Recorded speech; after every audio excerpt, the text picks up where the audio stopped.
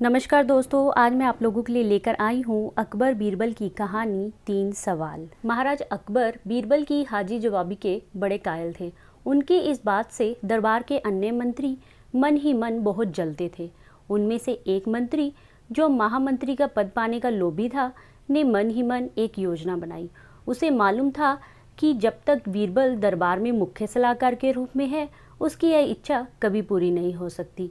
एक दिन दरबार में अकबर ने बीरबल की हाजी जवाबी की बहुत प्रशंसा की। यह सब सुनकर उस मंत्री को बहुत गुस्सा आया। उसने महाराज से कहा कि यदि बीरबल मेरे 3 सवालों का उत्तर सही सही देता है तो मैं उसकी बुद्धिमत्ता को स्वीकार कर लूँगा, और यदि नहीं तो इससे यह सिद्ध होता है कि वह महाराज का चापलूस है। अकबर को मालूम था कि बीरबल उसके सवालों का जरूर जवाब देगा, इसलिए उन्होंने इस मंत्री की बात स्वीकार कर ली। उस मंत्री के 3 सवाल थे। पहला, आकाश में कितने तारे हैं? दूसरा, धरती का केंद्र कहाँ है? तीसरा, सारे संसार में कितने स्त्री और कितने पुरुष हैं?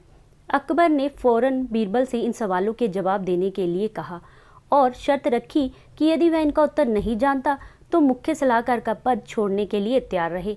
बीरबल ने कहा, तो सुनिए महाराज। पहला सवाल, बीरबल ने एक भेड़ मंगवाई और कहा, जितने बाल इस भेड़ के शरीर पर हैं, आकाश में उतने ही तारे हैं। मेरे दोस्त, गिनकर तसल्ली कर लो। बीरबल ने मंत्री की तरफ मुस्कुराते हुए कहा।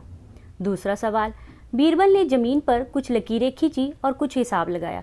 फिर एक लोहे की छड़ मंगवाई गई और उसे एक जगह गाड़ दिया, और बीरबल ने महाराज से कहा, महाराज, बिल्कुल इसी जगह धरती का केंद्र है, चाहे तो आप स्वयं जांच ले। महाराज बोले, ठीक है, अब तीसरे सवाल के बारे में कहो। अब महाराज, तीसरे सवाल का जवाब बड़ा मुश्किल है, क्योंकि इस दुनिया में कुछ लोग ऐसे हैं जो ना तो स्त्री की श्रेणी में आते हैं और ना ही पुरुषों की श्रेणी में। उनमें से कुछ लोग तो हमारे दरबार में भी उपस्थित हैं, जैसे कि ये मंत्री जी। महाराज, यदि आप इनको मौत के घाट उतरवा दे तो मैं स्त्री पुरुष की सही सही संख्या बता सकता हूँ। अब मंत्री जी सवालों का जवाब छोड़कर थर थर काँपने लगे और महाराज से बोले, महाराज, बस बस, मुझे मेरे सवालों का जवाब मिल गया है। मैं बीरबल की बुद्धिमानी को मान गया हूँ। महाराज हमेशा की तरह बीरबल की तरफ पीट करके हंसने लगे और इसी बीच वह मंत्री दरबार से खिसक लिया।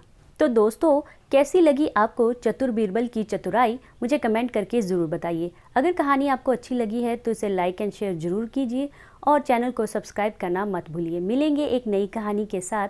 कहानी सुनने के लिए धन्यवाद।